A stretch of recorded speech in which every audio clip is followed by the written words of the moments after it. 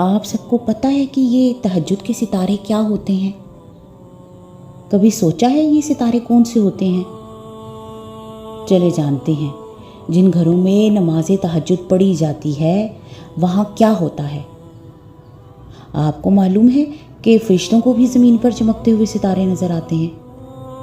अल्लाह सुब्हाना व तआला ने दुनिया बनाई और ख़ूबसूरती के लिए आसमान पर चमकते हुए सितारों को लगाया, और हम अब इस चीज़ का मुशाहिदा कर रहे हैं कि ज़मीन से सितारे कितने खूबसूरत नज़र आते हैं, और इंसान अल्लाह की इस तख्लीक को देखकर हैरान रह जाता है।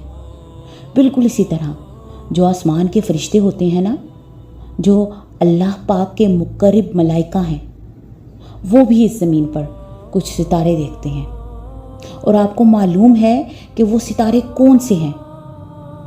वो सितारे ये हैं कि जिन घरों में क़ियामुल लैल यानी कि तहज्जुद पढ़ी जाती है, अल्लाह सुब्हाना व तआला उनको इस तरह इज़्ज़त देते हैं जैसे कि रात में रहते हुए भी वो आसमान पर चमकते हैं।